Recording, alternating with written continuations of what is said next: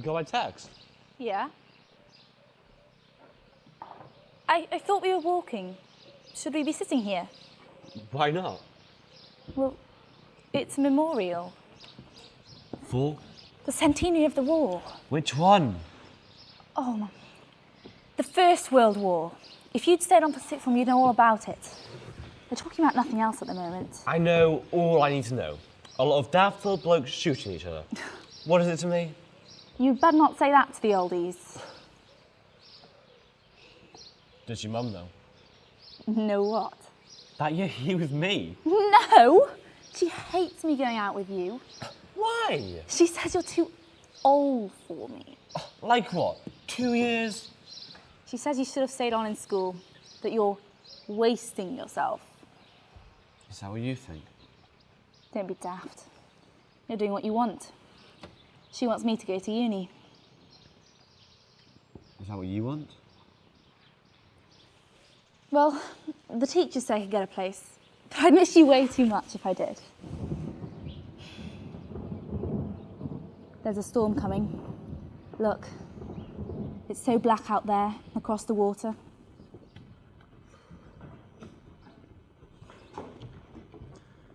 Want some gum? No thanks. Look.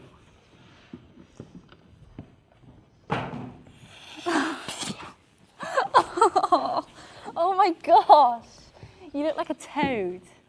I used to do that walking home from school until my mum spotted me. She went ballistic. She said I looked like a tart. Do you always do what your mum tells you to? Well, I'm here with you, aren't I? Oh, do you know what? She gave me this phone so that she could keep in contact with me. That's a laugh. You can use it to contact me. Without her knowing. That's what I thought. You know, all this goes out there, maybe to little green aliens. They could tell tales. So? So I will start with Mum and Dad. I'll delete it before it gets to them. It's so dark, we can't stay long. Look at this. Oh! Go on, read it. Oh my gosh. I love Josie. Craig, you shouldn't have. What if you dump me or I dump you? You'll have to find another girl with the same name. I've got to go. If I get soaked, there'll be questions. Well, give me a kiss. Not with that gum in your mouth. That was my name! That was my name you stuck your gum on, you horrible little tyke! Stand to attention when I'm talking to you. Right turn! Quick march! 1, 2, 1, 2, 1, 2. Keep your chin up, your arms straight. 1, 2, 1, 2, halt! Right turn. Have you no respect? Has nobody told you why I've been standing up there for the best part of a century? No wonder your mother disapproves of him, miss. I could never make a soldier out of him. But you're a statue. You can't be alive. We must be having a dream, Craig. A bloody nightmare, more like. Saving your presence, miss. Look at where the statue was, and look at me. The truth is, my sweetheart sent a picture of me to the powers that were, and they selected my face for the statue, for God knows what reason. Have you been standing up there all this time? That's a silly question. Well, no, it isn't. Where I come from, everything is known, and this is going to be a history lesson you will not forget. It began with a small boy called Wilhelm, born with a withered arm. His mother was a daughter of Queen Victoria, married to a German prince. And they were disappointed that he wasn't perfect. They all thought they should be perfect, that lot. And so he had a miserable childhood. But he was the crown prince, and he would be Kaiser one day.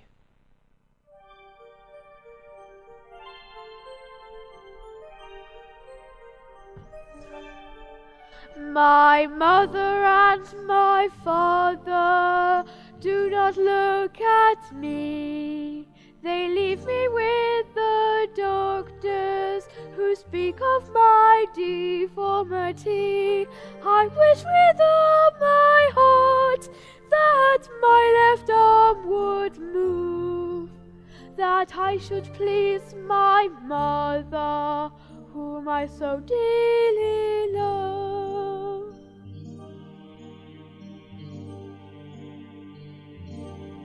One day I'll be the Kaiser, and I will wear a crown. I'll show them I'm no weakling, I will not let them down. I'll build up a great army, into battle we will go, and I will be its leader, and I'll show, and I'll show, and I'll show. I wish with all my heart that my left arm would move, that I should please my mother, whom I so dearly love. And I'll show, and I'll show, and I'll show. In 1888, when he was 30 years old, that small and angry boy with a withered arm became Kaiser Wilhelm II, otherwise known for our sins as Kaiser Bill. Now I am the Kaiser, I will have no opposition from those who think they're wiser and tell me what to do. The French were soundly beaten in the Franco-Prussian War. Our soldiers were victorious, but what did we gain? Alsace and Lorraine, to which we had a claim. Nothing more from that war, what a shame. And now the French are plotting to take it back again. They're building up their armies, they're talking to the Russians, and we are in between.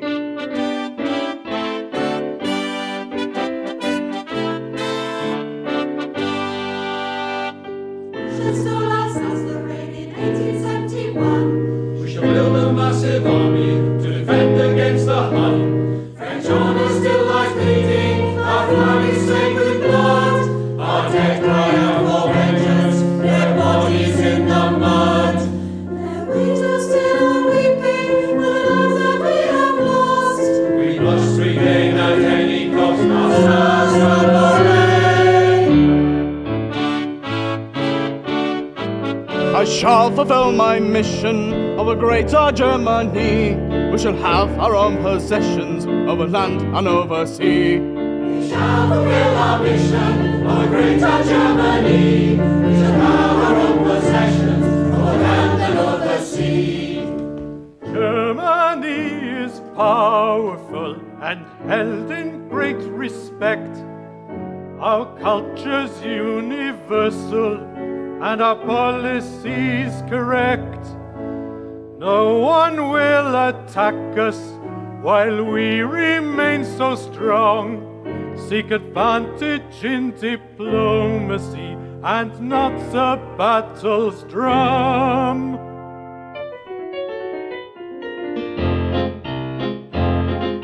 Now I am the Kaiser, and I will wear my crown. I'll show them I'm no weakling, I will not let them down. I'll build a great army, into battle we will go, and I will be the leader. And we'll show, and we'll show, and we'll show.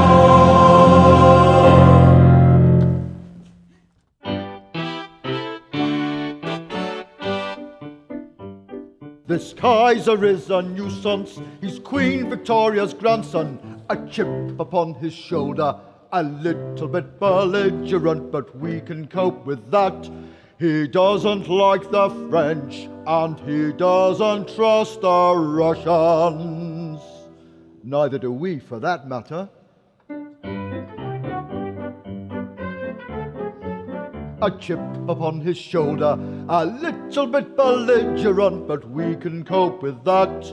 He doesn't like the French, and he doesn't trust the Russians. do we, for that matter? We are the British Empire, and we keep in firm control. There is no cause to worry when our ships are on patrol. Our navy is beyond compare with his little fishing fleet. Our sailors and their battleships impossible to beat. We are the British Empire, and we keep in firm control. There is no cause to worry when our ships are on patrol. Our navy is beyond compare with his little fishing fleet. Our sailors and their battleships impossible to beat. 3 cheers for the Royal Navy! Hip hip! Hooray! Hip hip! Hooray! Hip hip! Hooray!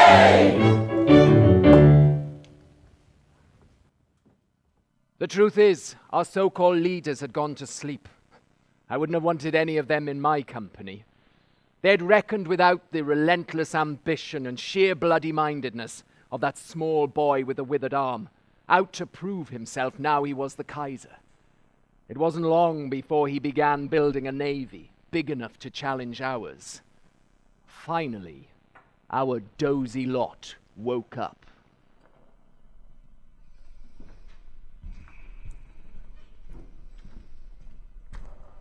Wake up, sir. Wake up.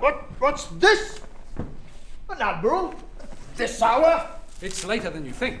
Later for what? The Kaiser. He's stolen a march. Built God knows how many dreadnoughts when we weren't watching. When it comes to the North Sea, his fleet must be lurking just over the horizon, right now. But he's related to His Majesty the King. He wouldn't dare to threaten us. His eyes are on Europe, and the French in particular. He would attack us if we stood in his way, if he knew that we had lost our supremacy at sea. Well, we can't let that happen. What are we going to do? Build more ships, more dreadnoughts with guns as big as his.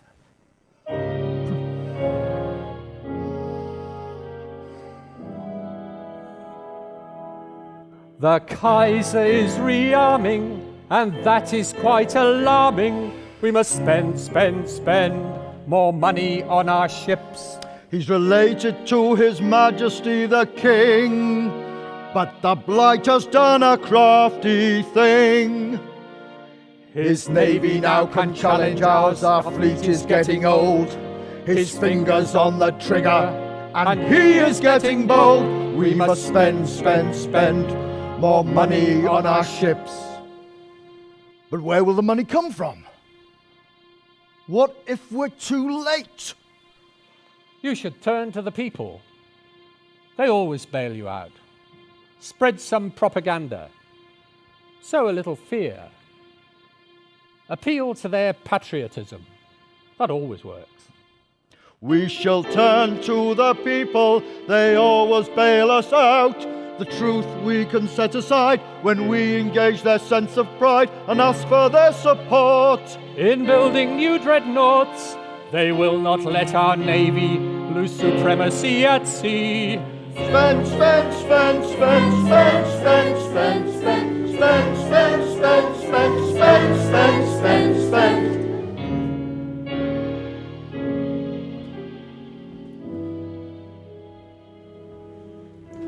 Kaiser is rearming, and that is quite alarming. He must spend more money on our ships. He's related to His Majesty the King, but the blight has done a crafty thing. His navy now can challenge ours, our fleet is getting old.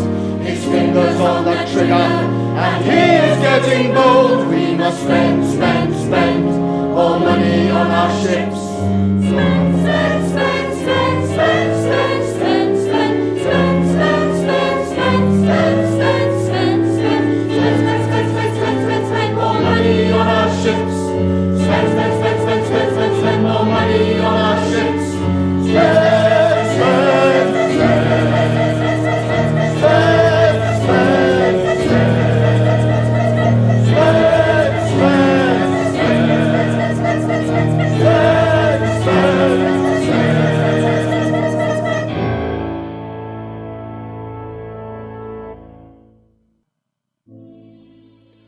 The whole truth we can set aside. When we engage their sense of pride, they always bail us out. Those who dwell in the dark streets of cities, those who dwell in market towns, those who dwell in far-flung villages where the church bell rings, those who dwell on mountain, moor and meadow, those who dwell by the river's mouth, those who dwell by the wind-swept sea, all will be gathered to the flag. They will not fail us. God save the King.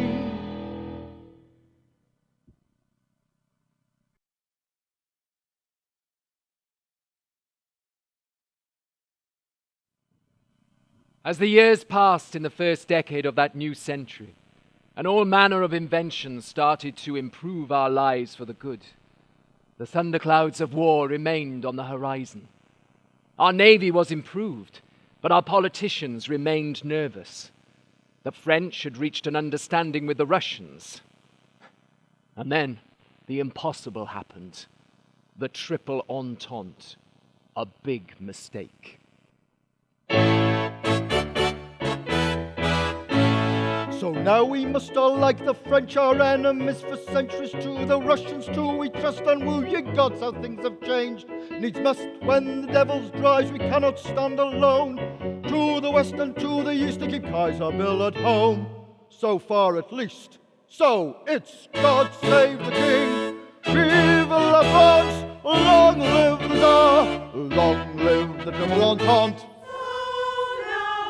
So now we must like the French, our enemies century, Russian, to we talk and root us rules. God save the King. Now we almost like the French.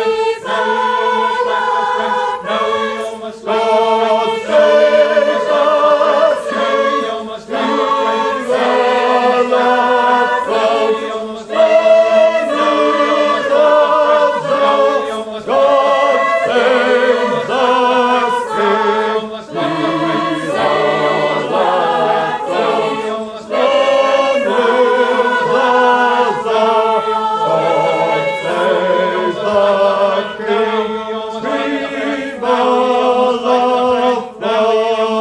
French. Now we almost like the Now we almost like the French. God save the King! Vive la France! Long live the Tsar! Long live the triple entente! Kaiser Bill had become obsessed with the fact that the French and the Russians threatened his imperial borders to the east and the west, and us joining them meant he feared a blockade by the navy to the north. He felt surrounded on all sides and began to plan for war. They told us in school that some duke got murdered, and that was what started the war. That was the spark that set Europe ablaze, but it had been smoking long before that. The Balkan states, and Serbia in particular, had been plotting against the Austro-Hungarians, who, in retaliation, had invaded Bosnia. Some years later, Franz Ferdinand, heir to the imperial throne, thought he would go on a goodwill visit to help calm things down. He was told that it wasn't safe, but he insisted on going, which makes him brave, stupid, or both. Worse still, he insisted on taking his wife, the Duchess Sophie, with him. And so it was, on the 28th of June 1914, as they were processing in an open car down the streets of Sarajevo, the capital of Bosnia.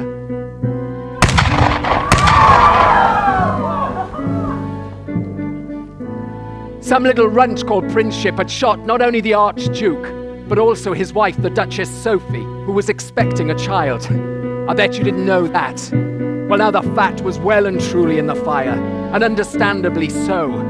People wanted revenge. Well, wouldn't you? Started to look for culprits.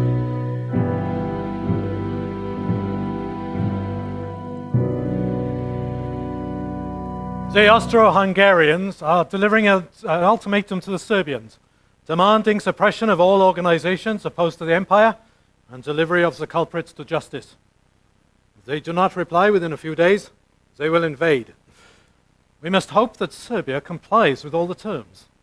On the contrary, we must hope that they do not comply. Then there will be war.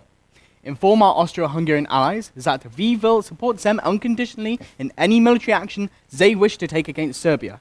But the Tsar will support Serbia, and the Russians are allied to the French. We could be fighting on two fronts. Should we reconsider? No! We must implement the Schlieffen Plan at once. The railways are in place. We will invade France through Belgium. We shall be in Paris before the Russians have time to mobilize. Then we will be masters of Europe.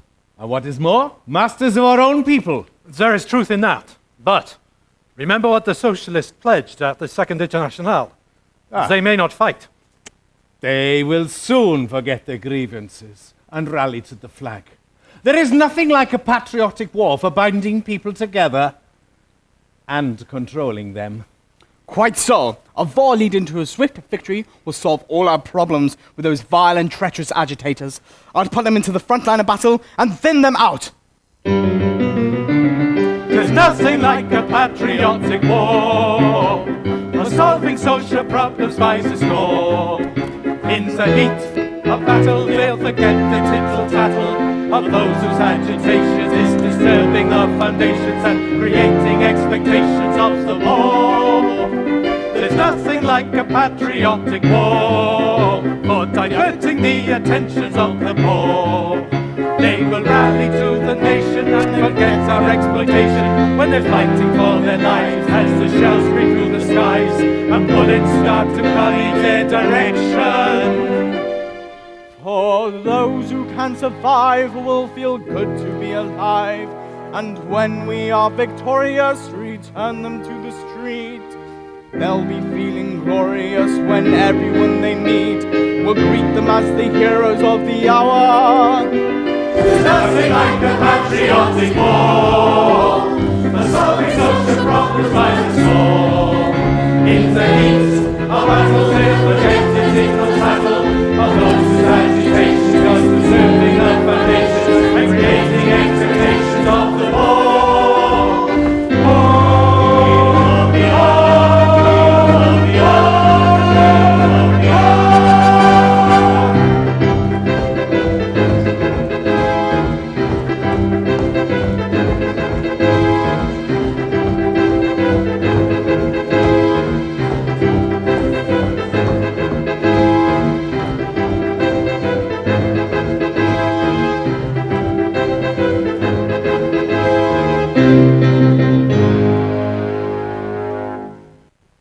What did I tell you? You need not worry about them. They will soon enlist, and if they don't, we shall conscript them. We go then with the Schlieffen Plan. Invade France through Belgium, and let us hope that Serbia refuses to comply with the ultimatum.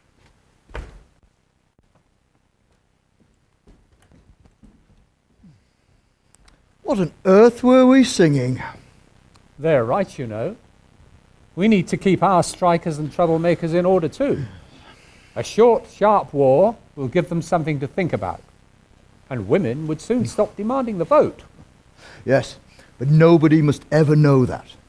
For now, we await events. If they invade through Belgium, we have an excuse to mobilize.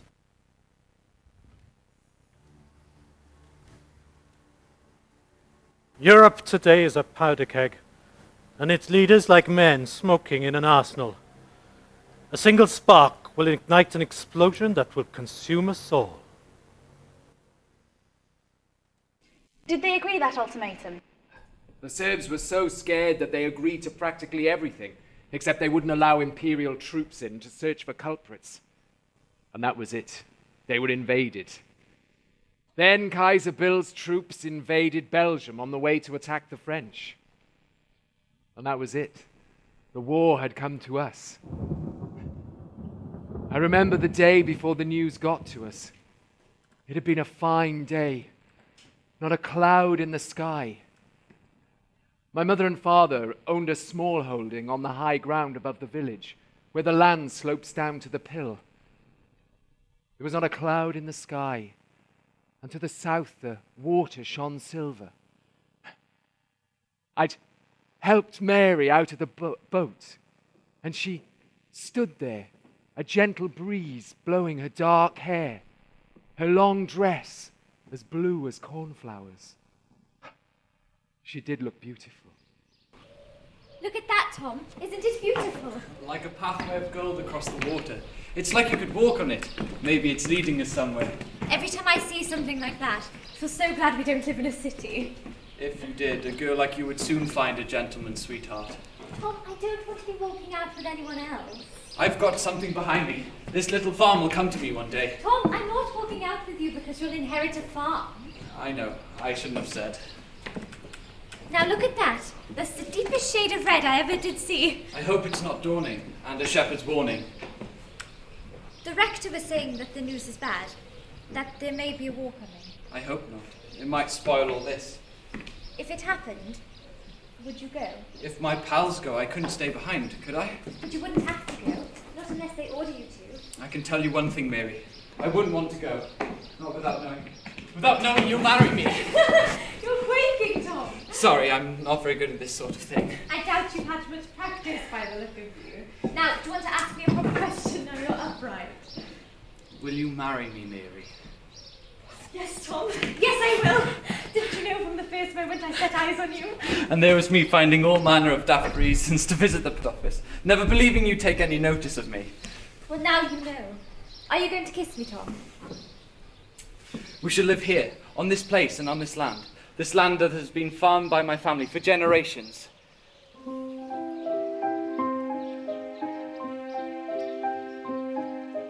Here we shall dwell in these fields of our freedom, the soil in our fingers, the light always changing, the tide always moving, the chant of birds from the sea.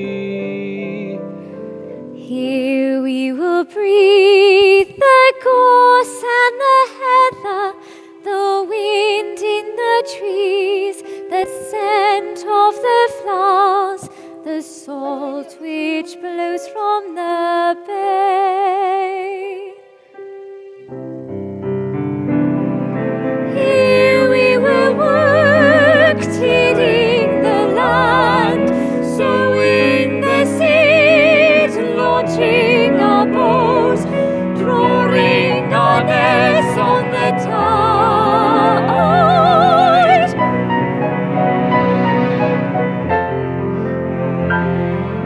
And at the dawning of each day, we'll smile and watch our children play, careless in the fields of corn, or running in the newborn hay.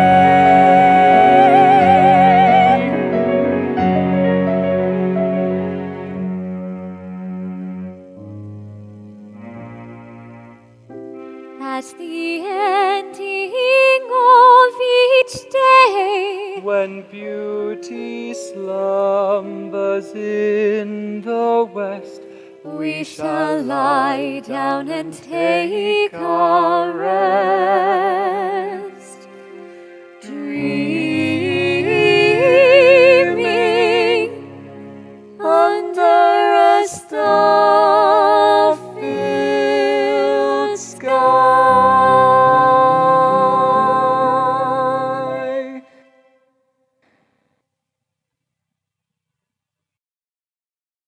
Attention, everybody. I have grave news for those of you who do not already know. 3 days ago, on the 4th of August, the Kaiser's forces invaded neutral Belgium. Consequently, we are at war with Germany. And we need fighting men. Men like you. Why are we having a war? Because Germany has invaded Belgium, madam. Where's Belgium? Don't you mind, dear. It's a long way away across the sea. And remember this. When you enlist, you will be fighting for your God. What's God got to do with it? That's none of your business, Martha. As I was saying, when you enlist, you will be fighting for your God, your king, and your country in a war for civilization itself against the inhuman brutality of the Hun. And what's more, if you sign up today, you could be serving together and fighting together. How long will I be away? They say it'll all be over by Christmas. Who says? The generals, madam, and they cannot be wrong. It'll all be over by Christmas. Over by Christmas Day, your lads will be back in your parlours. Their faces all bonny and gay.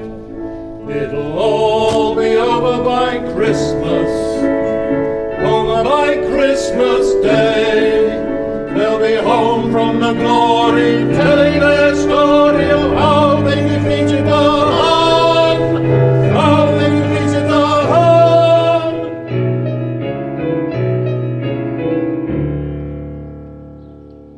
Now come on, lads. No more shilly-shallying. Who's going to be first to enlist to have a stab at glory? I'll go. What's your name? Harry. Harry George, sir. Good lad, a proper man. Come to the table here and sign the book. I'll go with you, Harry. Good for you, Leslie. We'll show him. We'll have no men left. No one to work the land. Who'll be getting the oysters, the prawns? There will be the older men, and you women can do the younger men's work. That's where you'll be doing your bit of country as well. A country that won't give us women the vote. That is not for me to decide. At times like this, we must all pull together. Which reminds me, we shall need some of your horses to pull our big guns. You'd leave us with old men and no horses. We shall starve. We'll not be taking all your horses, and you'll be properly compensated. Now let's have no more bickering, ladies. Come on, men, let's all join together and sing that song.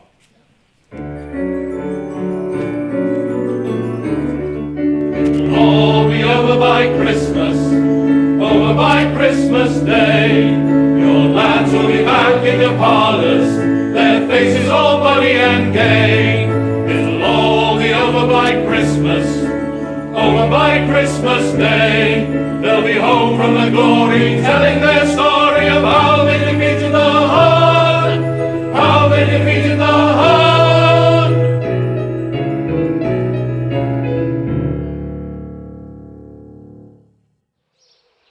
You, lad, you haven't come forward. I'm about to be married to this lady here. That's no excuse, man. Your country needs you now. And I'm sure that this pretty young lady on your arm would not want to be married to a man who shirked his duty, who deserted his country in a time of need. Mary, my love, I have to go. Our country needs helping out, and I cannot just stand by. Jim, the farmhand, is over 18 now. He can take my place on the farm. Tom, I know where Belgium is, and this is nothing to do with us. This is some mess made by the higher-ups, and they're asking us ordinary people to clear it up. Quite right, Mary. I wouldn't believe any of them. Mary, my love, I have to go. You don't have to, Tom. Not yet. There, love. He'll be home by Christmas, covered in glory, and you'll think all the more of him for going now. You must not weep, my love, for wonder why I go. I have no choice, I hear the voice of my country calling me.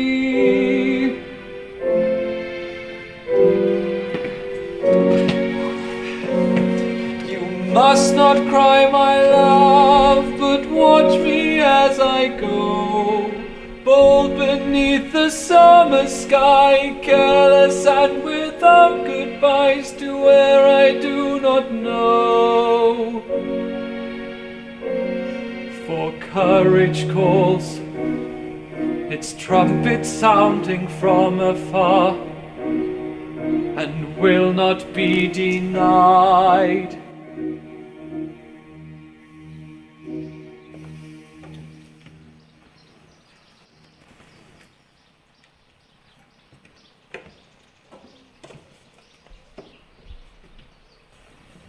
May God protect you as you do his work. keep you safe, and bring you home. Right, you men, form up in column of twos behind the officer. You're off for your medicals, be over in no time. Now, how about singing that song all together this time?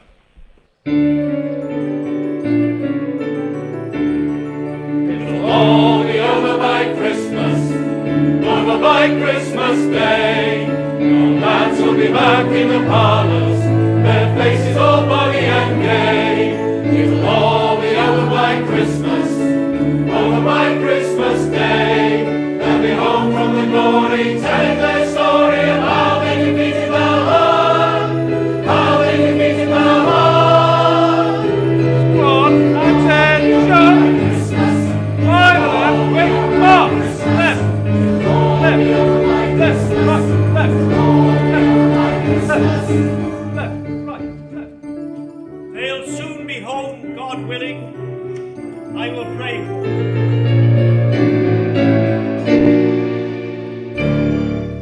No good will come of this. It's gone so quiet. The first battle came soon enough, later that month, in a place called Mons, near the French border with Belgium. But not for me. I was in training back home. The British were hopelessly outnumbered, but they had to stop the Germans or slow them down somehow, otherwise that would have been it for the French. Well, I had a mate in that one, and he reckoned that angels appeared in the middle of the battle and saved them from being wiped out. Quickly now, get ready, lads. You've got the bloody first German army coming at you any minute. Are there more of them than us, Sarge? Don't ask silly questions. There's a hell of a lot of them. But you're country boys, you're good shots. Make everyone count. Yes, Sarge. Get down! Take cover! That one went straight over the top of my head. Are they coming, Sarge? I can see them. They're coming straight at us. Now steady, lads. Don't panic. Pick your targets. Make every shot matter. And don't shoot till I give the order. Ready? Aim. Fire!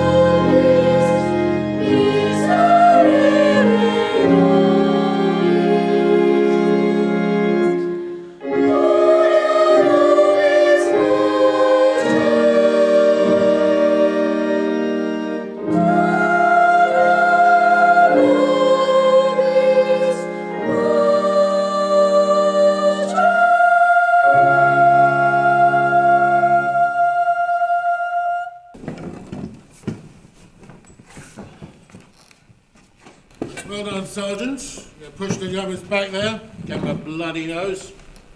We've got some good shots in this regiment. What are your casualties? Light, sir. We dug in, sir. One man wounded, but he'll live. And there's one dead enemy out there, sir. Nearly got to us, that one did. You'll be all right.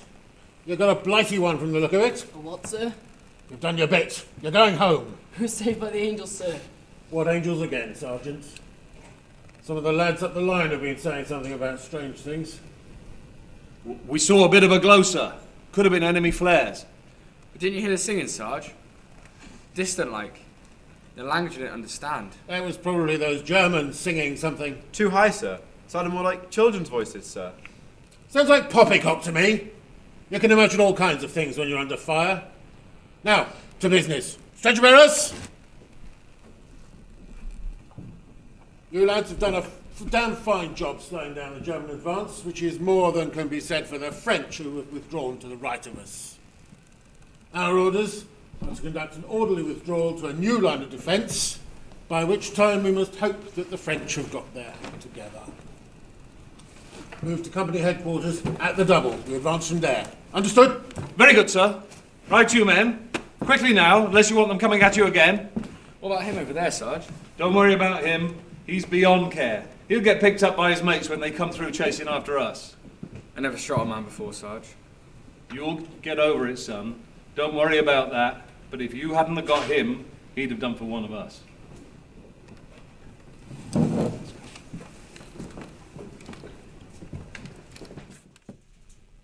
Those rumours of angels spread like wildfire in the newspapers and everywhere.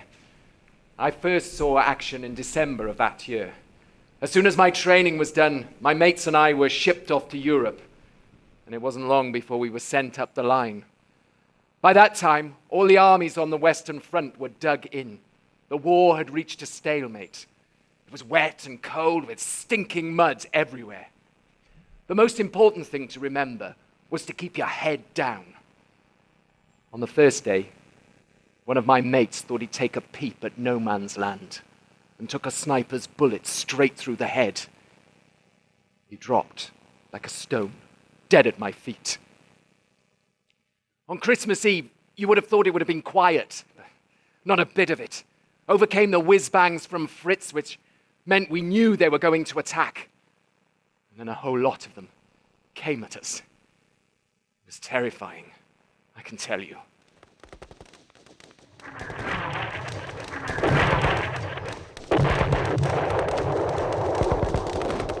Keep your heads down, lads. Remember the German snipers. There are casualties out there. Wounded. Looks like about 25 yards. I'll go for him, sir.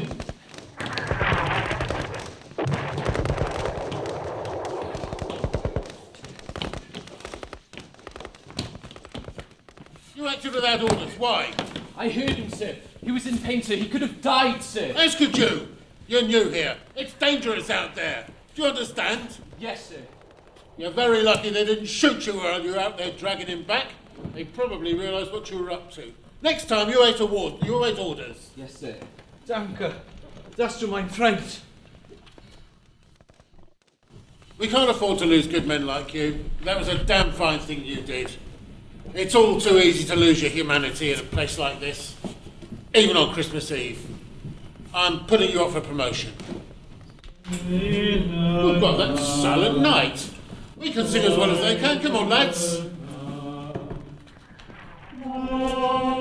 They're coming out of the trenches. Be careful. It could be a trap. They haven't brought their rifles with them. Shall we do the same, sir? No, wait, and I mean wait this time. I'll go out. Only follow me when I signal.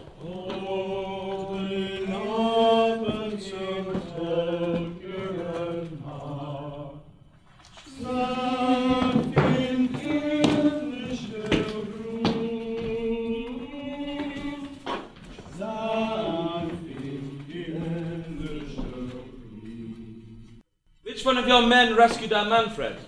He did. Ah, he nearly shot you out there. You're a brave man, and a good one. Your man should be in our field hospital by now. He'll live. Leg wound. Ah, got to thank. I wonder, my friend, on Christmas Eve why we're here. They told us it would be all over by Christmas. I'm afraid your leaders have greatly underestimated us. I'm afraid this war will not be over for a very, very long time.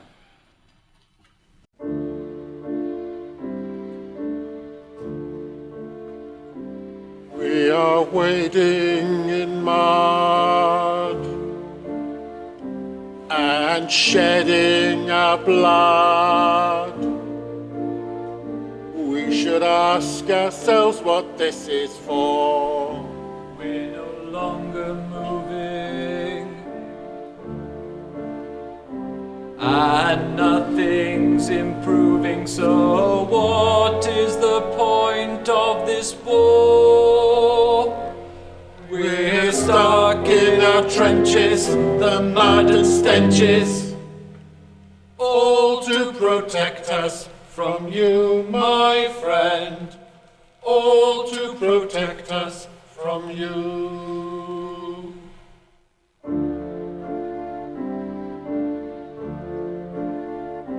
Much has been lost, and we're counting the cost. We should ask ourselves what this is for. Today, shaking hands on the birth of our Savior. Tomorrow, we'll stand and shoot each other. So what is the point of this war? We're stuck in our trenches, the mud and stenches, all to protect us from you, my friend, all to protect us from you.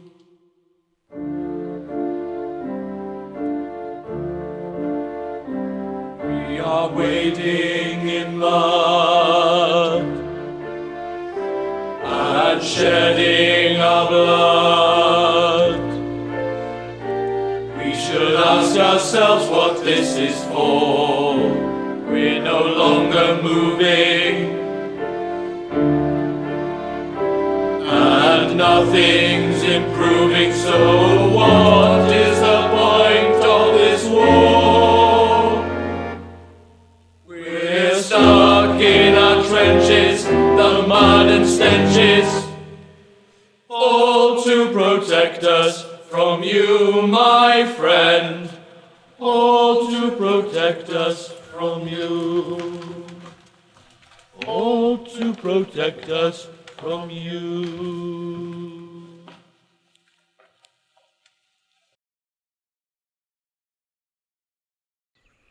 Oh, who said it'd be quiet with our men gone? No one could have guessed they'd put a training camp on our hill. And a right mess they've made of those fields, digging all over the place. Oh, cheer up, Martha. We'd be lonely without them. Those lads are like our own, but from elsewhere, that's all. The place isn't like it used to be. There are too many of them, that's what I say. You can hardly move when they're here. Queues everywhere. If the truth be known, when Fred enlisted, we were planning to close the shop and do something else when he came home. But not now. God knows how I manage with all these new customers. And thank goodness our Emily's finished school. I'd never manage without her. All very well for you, Molly, making all that money. Well, the likes of me wait forever in queues. Well, they're here now, Martha, and there's nothing we can do about it. And if you don't mind me saying, you've got a sharp tongue on you at times. Winnie's eyes are out like organ stops with all these young men around. You'll have to keep your eyes on her, Rosie. There'll be scandals, temptations and seductions, I tell you. Oh, Winnie wouldn't do that, Martha. She's a good girl in chapel every Sunday. Martha's right, though. We need to keep an eye on our daughters.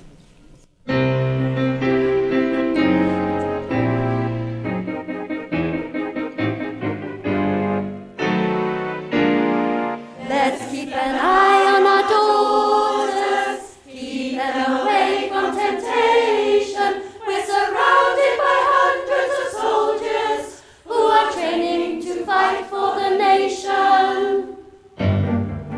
There are lots of young men up there on their own. They come here for shopping, they're thinking of home. But surely they're hoping to meet a young lady. Walking out is a lark, but never at night, never at night. There'll be scandals and ructions and many seductions if our girls aren't home before dark.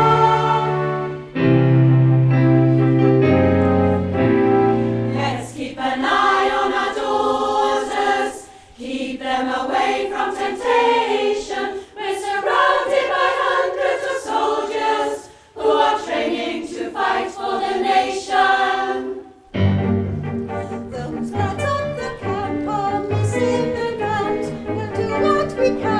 to make them feel brave. Tea every Sunday with plenty of cake. Walking out is the law. But never at night, never at night. There'll be scandals and ructions and many seductions if our girls aren't home before dawn. Or else there'll be babies that no one expected. Fathers away who may not return. Or else there'll be babies that no one expected. Fathers away who may not return.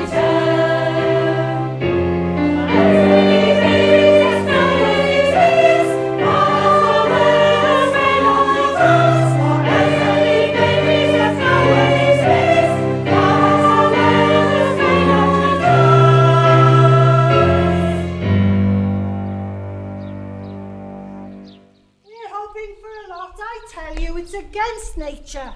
Well, all we can do is the best in the circumstances, and I think Sunday teas in the chapel would be just the right thing. Our girls can serve proper like, then we can have a hymn or two to remind them where they are. With us keeping watch on them all the time, of course. I rode back as fast as I could on the tide. I've got news. The price of butter in Haverford West Market is down 4p from 1 and 8 to 1 and 4 pounds. And here's my bill to prove it. So we won. This village has won the butter war. It was our boycott. They should send us abroad, ladies. We'd soon finish it. Bang some sense into those generals and get our menfolk home.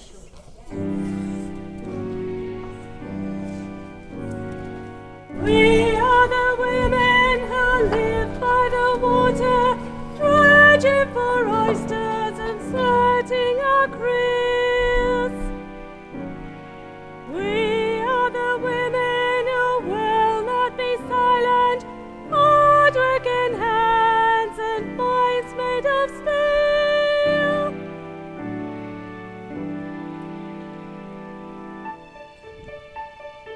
We have won the battle war, 1 and 8 to 1 and 4. Now they've sent our men away. Those who will not let us vote should sit right up and take good note. We can do the jobs of men.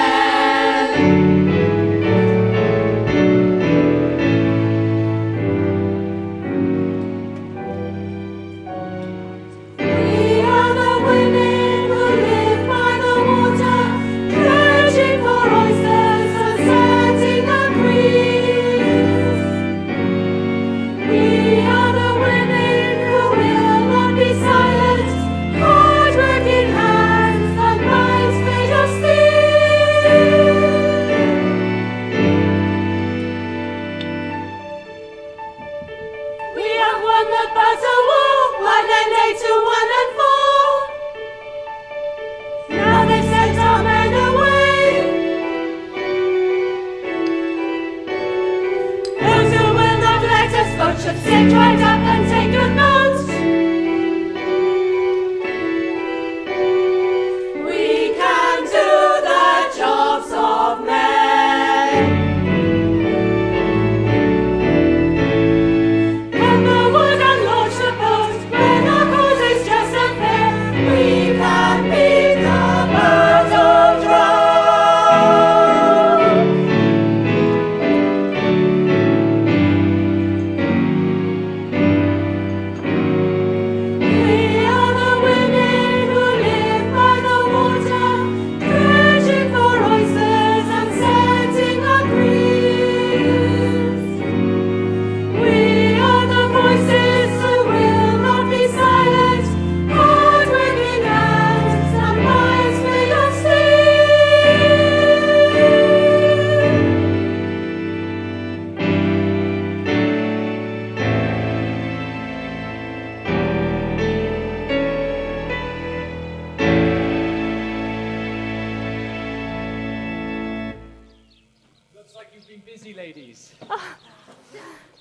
Never mind about that. You'll be wanting Mary. Oh, she's in the post office. I'll go fetch her. promoted, Tom. Got your 3 stripes. Promotion happens quickly out there, what with one thing and another. They must think a lot of you, Tom. But you've lost weight. None I couldn't afford to lose. Winter's cold out there compared to here. Mary told me that you saw those angels at Christmas time. I saw something, I couldn't say it was angels. The high-ups and the papers are suggesting that God's on our side. But they would, wouldn't they? Can't see much evidence of it here, what with us losing one of our own on the 2nd day of the war, going down when his ship hit a mine. You be careful now. Martha, you shouldn't be reminding us of things like that when Tom's just got back on leave. I had heard in a letter from Mary. The Germans reckon that God's on their side as well. I reckon God's on no one's side. Tom!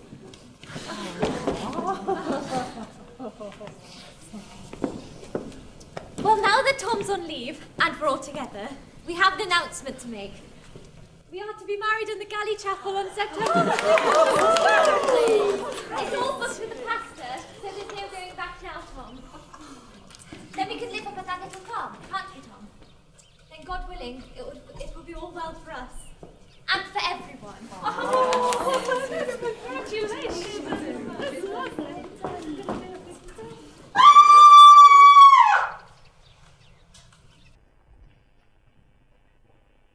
We prefer to stand. I've just one question for you, gentlemen. When is this damned war going to end?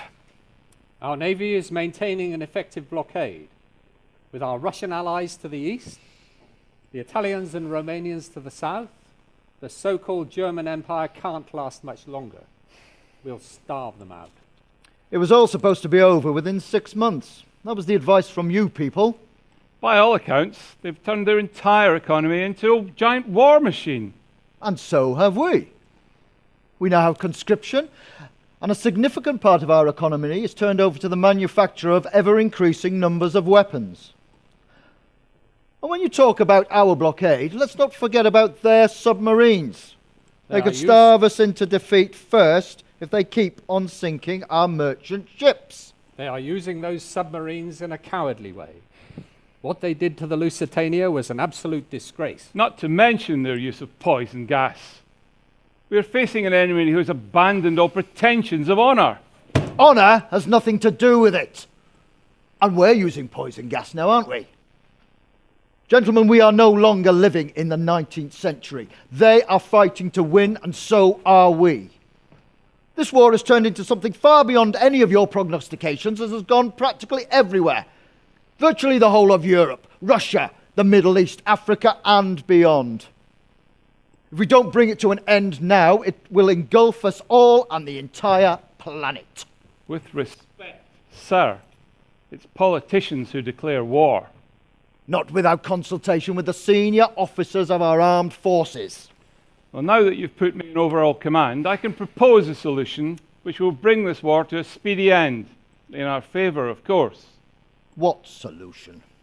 Push the Hun back on the Western Front and break through decisively. Push them. That's been tried time and time again. And all we get is slaughter for a small parcel of devastated ground. And then they push us back. It's stalemate. But this will be a big push.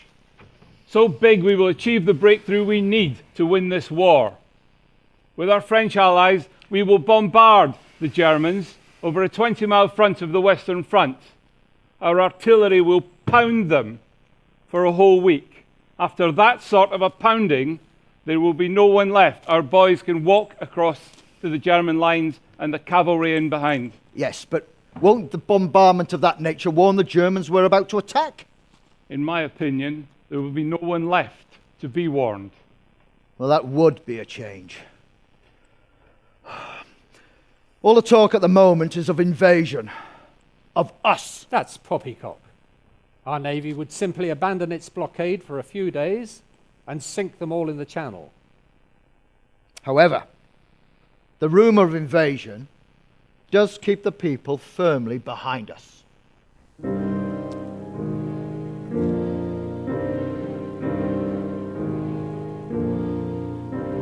The rumour of invasion is not of our persuasion. If the people live in fear that the Hun is drawing near, dreading his atrocities, could suit our present policies and cancel all objections to involvement in the war. A rumour of invasion is not of our persuasion. If people live in fear that the Hun is drawing near, dreading his atrocities, could suit our present policies and cancel all objections to involvement in the war.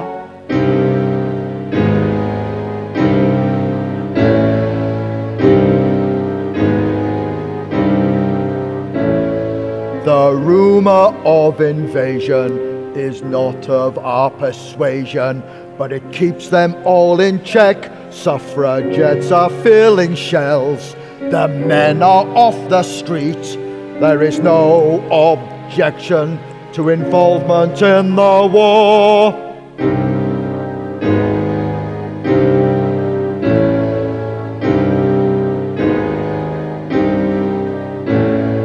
So now we're going to push with all our might, drive them into trenches, put the enemy to flight, pound the Huns with our big guns, walk across the no man's land and make their trenches ours.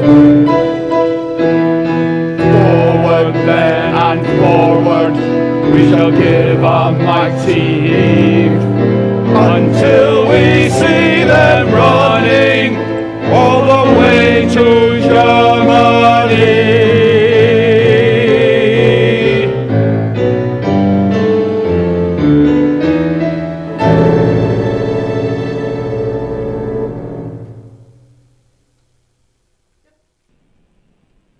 Now we've got spies down here.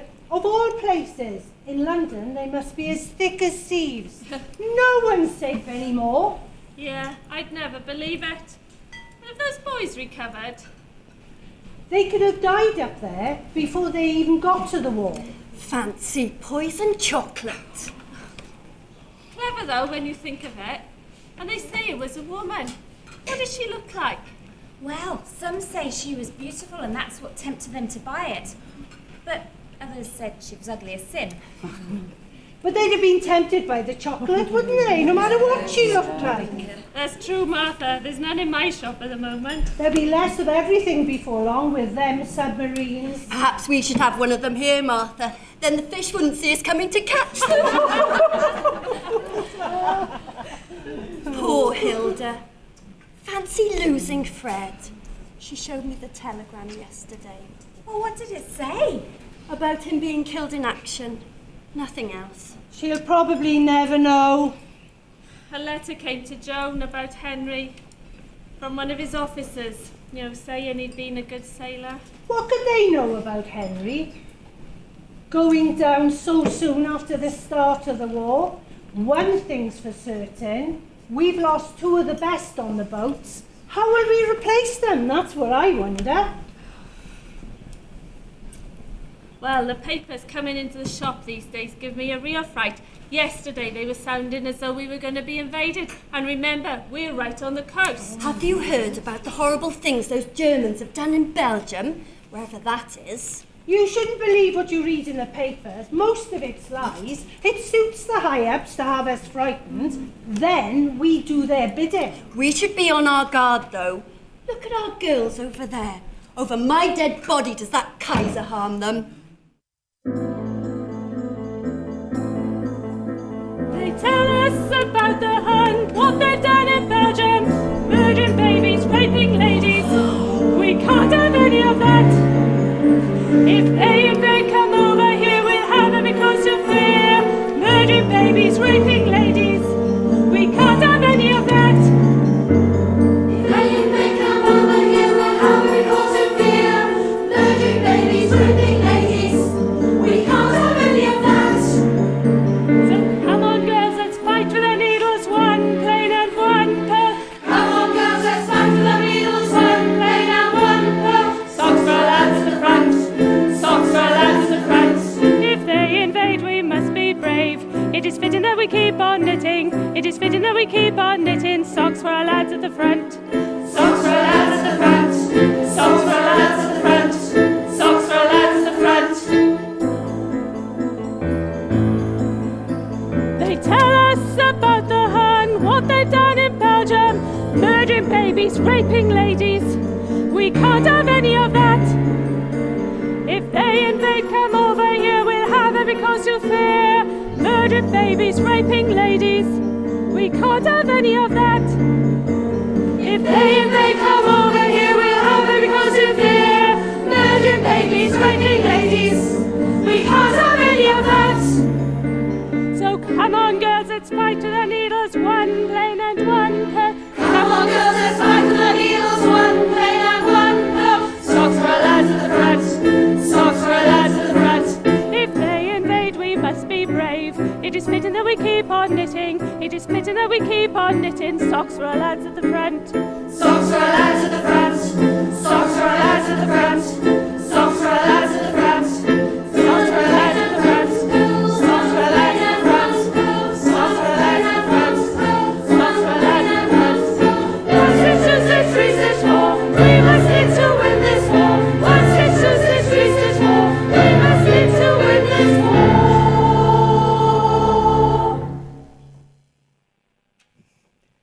Are you ready, girls? They'll be here in a minute. And mind, you behave like proper ladies.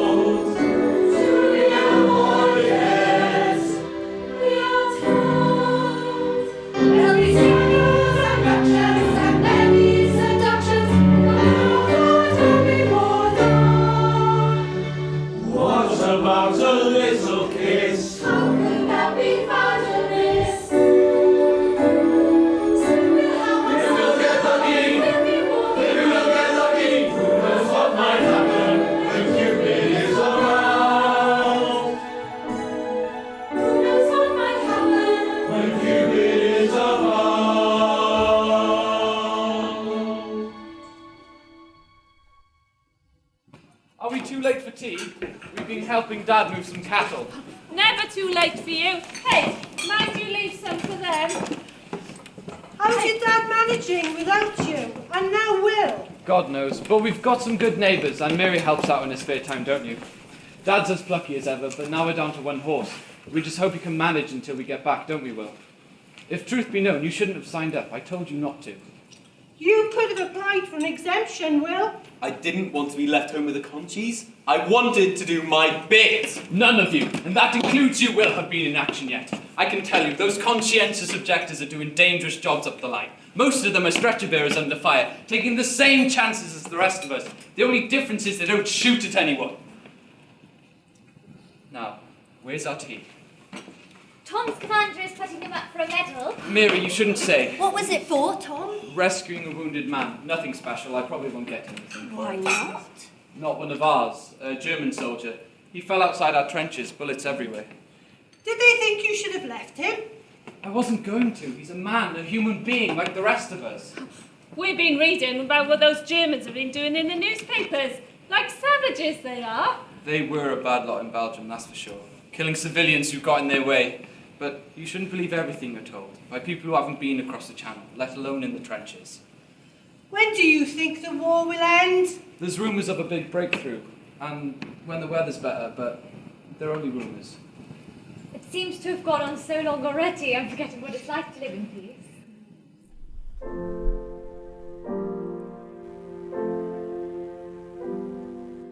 When this war is over, we will live again in places we love. With faces we know are welcome at the door. Warmth from the kitchen stove, smoke from the garden fire.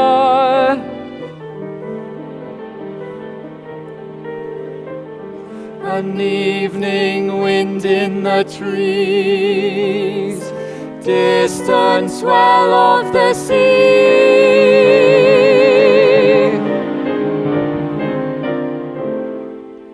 We will see with infants' eyes sunset in the golden west. Moonlight in a breathless sky. And now we have been blessed.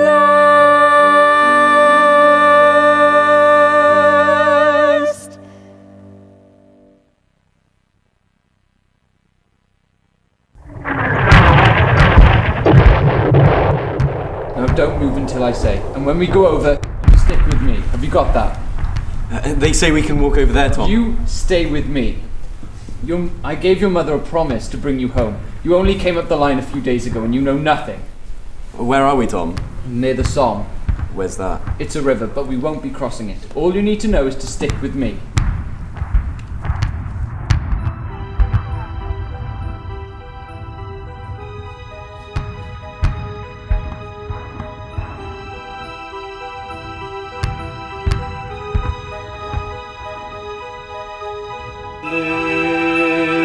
Liberame Domine, liberame Domine, de morte eterna indi la tremenda.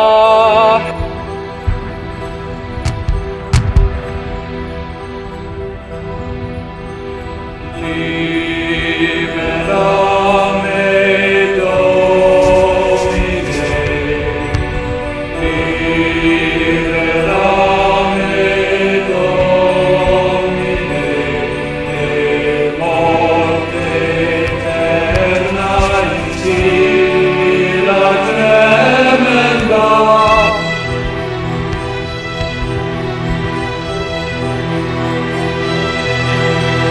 Yeah.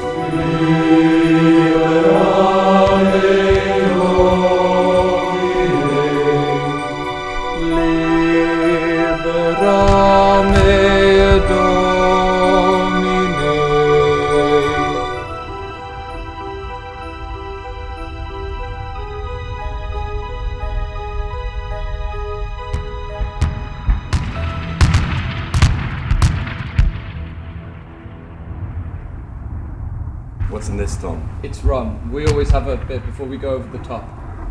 But not too much now. You'll have to have your wits about you out there. Now listen up, everybody. By all accounts, this should be a bit of a picnic. Our General's opinion is that following a week-long bombardment of the German trenches, we should just be able to stroll across no man's land and pick up what's left.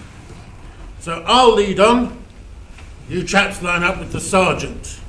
We proceed at a walking, I repeat, walking pace, but keep your wits about you. Those are our instructions, but be ready to quicken your pace if we should come under fire. Steady yourselves, check your weapons, and remember, we're fighting for king, country, and our families. We go over on my whistle. That's a lark, Tom. She won't be singing for long. Will, remember, you stay with me.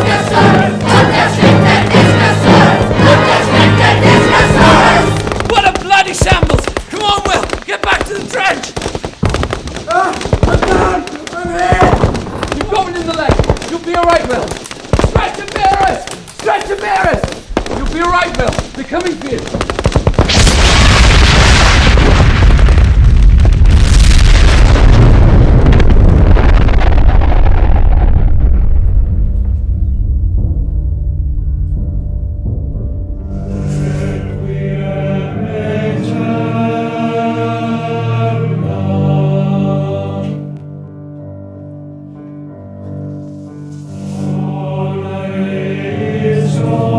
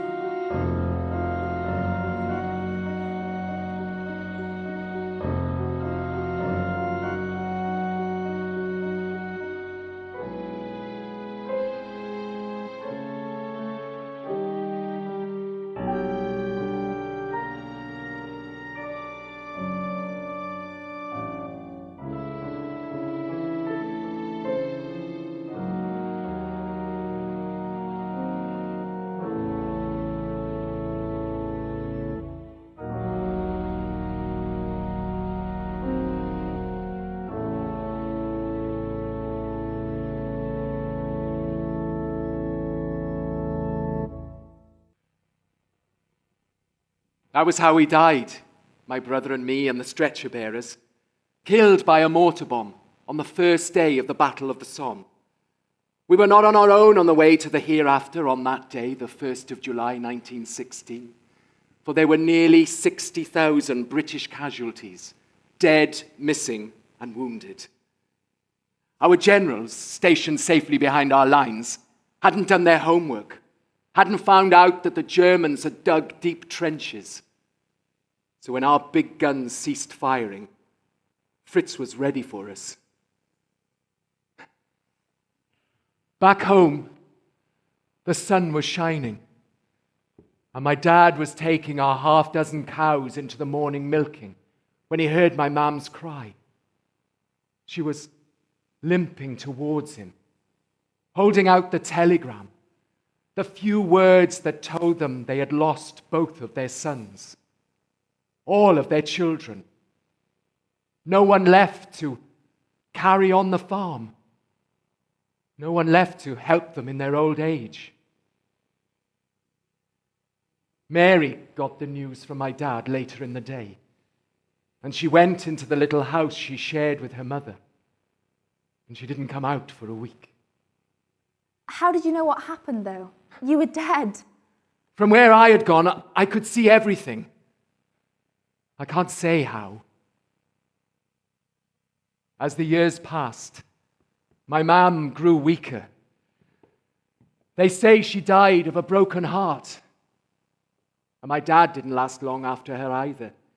His heart gave up as he was ploughing the middle field with the one horse we were left with. He did the right thing by Mary, though, who'd kept on coming to help out. He left her the farm and everything. As far as he was concerned, she was family, even though we had never been married. He knew that she loved me and shared his silent grief for what might have been.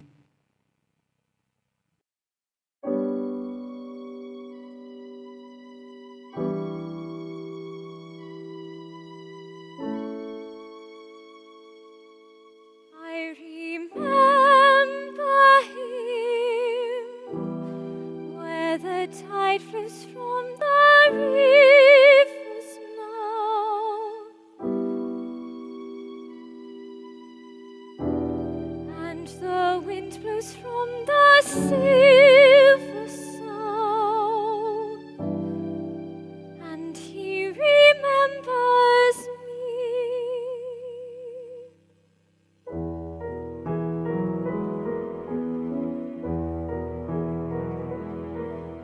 the stillness of a moving world. I grow old in the garden of my youth, and dream of seasons under the sun, the calls of children waiting.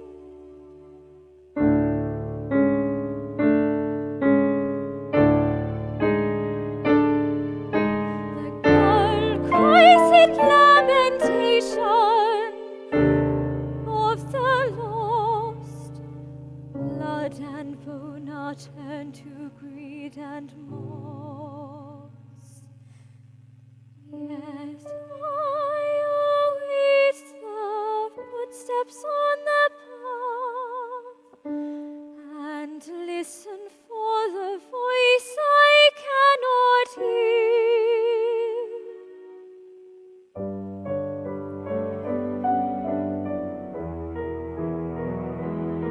I alone can live the glory of his time.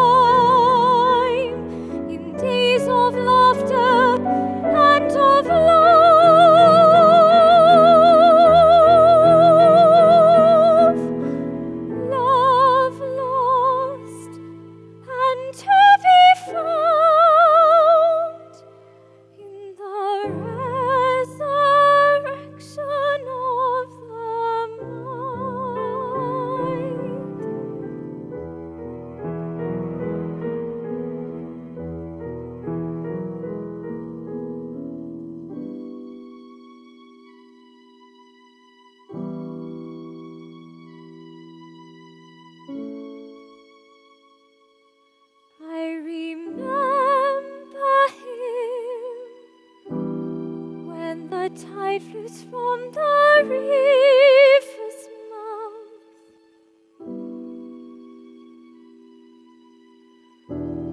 and the wind blows from the silver south, and he remembers me.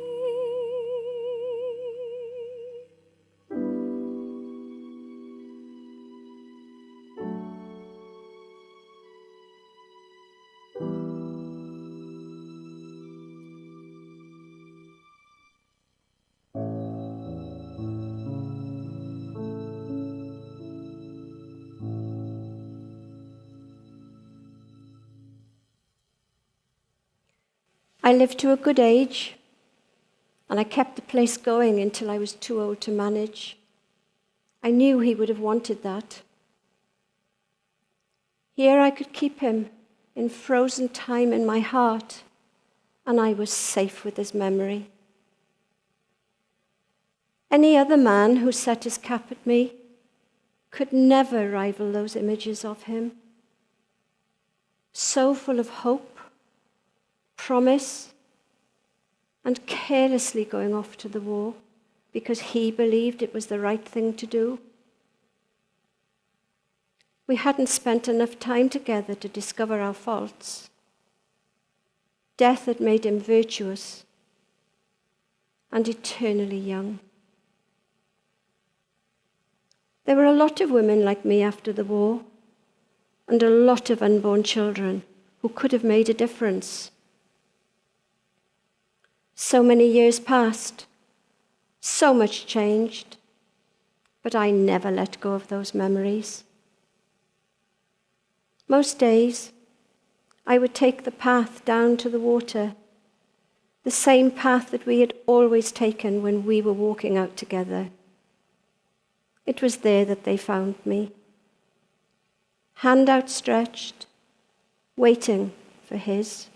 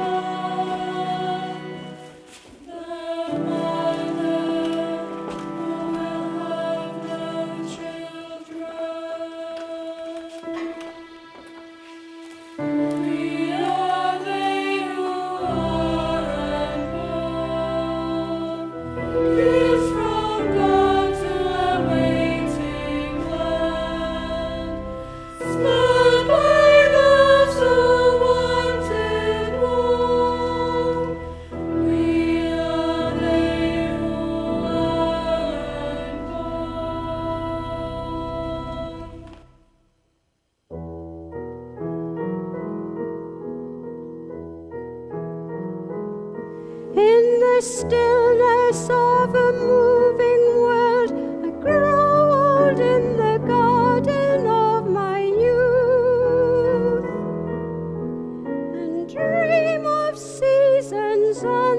the sun, the call of children waiting.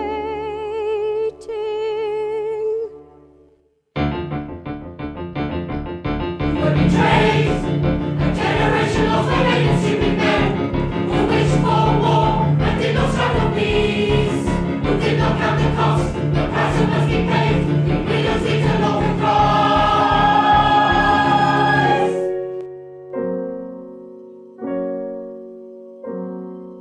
You must not cry, my love, but watch me as I go, bold beneath the summer sky, careless and without goodbyes to where I do not know.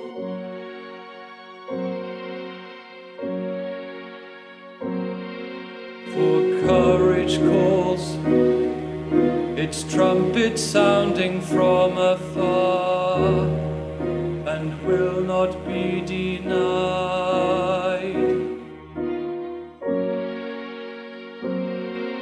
You must not weep, my love, for wonder why I go. I have no choice, I hear the voice of my country calling me.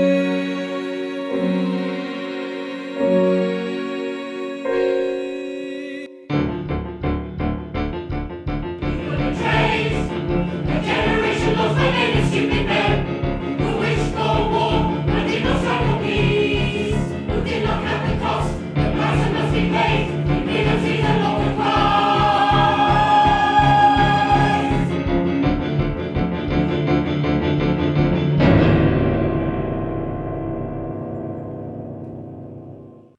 Believe it or not, the war dragged on for another 2 years. Thousands of lives lost in the pursuit of scraps of wilderness. But why didn't anyone try and stop it? There were pleas for peace by poets and men of letters who knew what it was like in the trenches. But by then our high-ups were bent upon revenge, total surrender and humiliation, nothing less. But they had misjudged the determination of those Germans. We had them blockaded, starved of food and supplies. The Americans had come into the war, and still they kept going. The revolution in Russia meant that more armies were able to come to the Western Front. It was November 1918 when peace came at last. Some peace? Within 20 years, we were fighting the Germans again. And this time my grandpa was in it. Are you surprised, miss? The peace terms were imposed by the same vengeful old men of Europe who had presided over 4 years of the most horrendous warfare and slaughter of humanity anyone could ever imagine. The peace terms imposed upon Germany were ruinous and humiliating. What happened to the Kaiser? Many were calling for him to be hanged, but he was a relative of our own king, so you can imagine why he wasn't. If you should have asked me, they should have hanged the generals who manipulated him. He went to live in Holland, lived his span, and died in bed. The truth is, he never really grew up.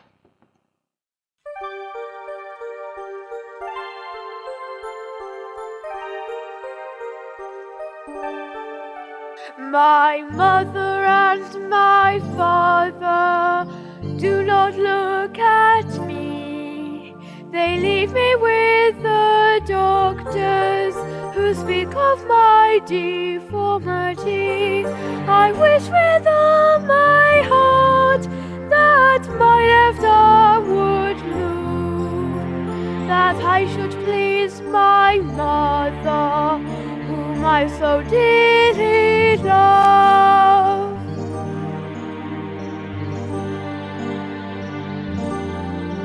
One day I'll be the Kaiser, and I will wear a crown. I'll show them I'm no weakling, I will not let them down. I'll build up a great army, into battle we will go, and I will be its leader, and I'll show, and I'll show, and I'll show.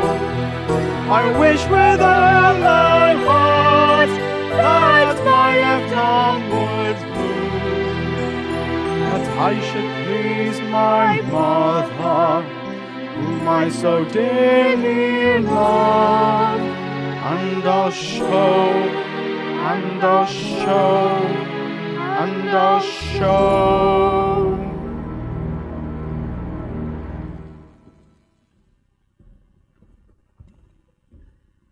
After all that, surely our soldiers wanted to change everything when they got back. You may well ask, miss. But the people who had conducted the war were still in power after the peace. And they had made promises they could not keep because there was no money. Limbless men, young widows, grieving sweethearts were on every street. But it was as though they were too exhausted and relieved that the nightmare was over. Only it wasn't. It was then that the flu came, spreading out of the trenches and killing many more people than the war had ever done. There were those who said it was God's judgment on the human race. So why didn't we have a revolution then? Like the Russians? Because our people were patient and knew in their battered hearts that the war had changed everything. They knew that the world of those men of power and privilege had changed forever.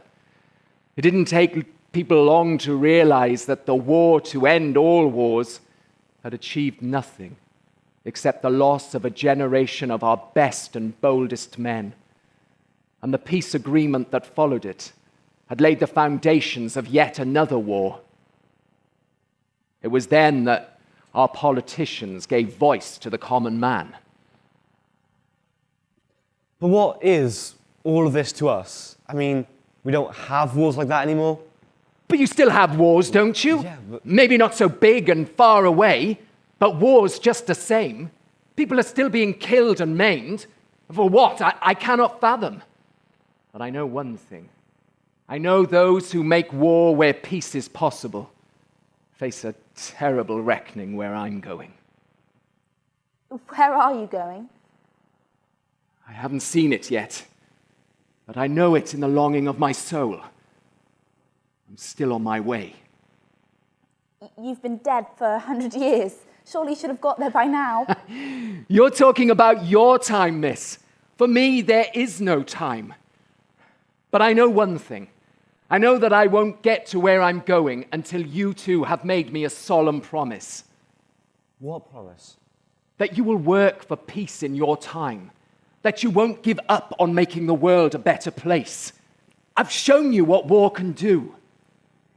The thing is, who's going to listen to me? I haven't even got the vote yet.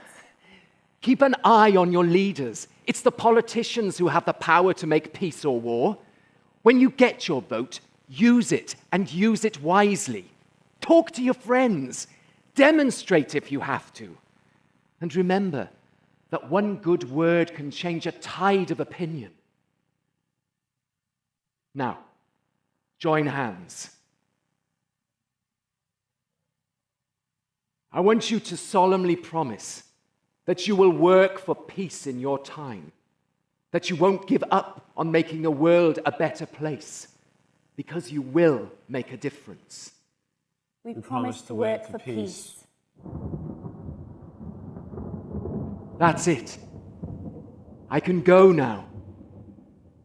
And you can go back to your time. I'll miss the view. The way the water keeps changing its colors.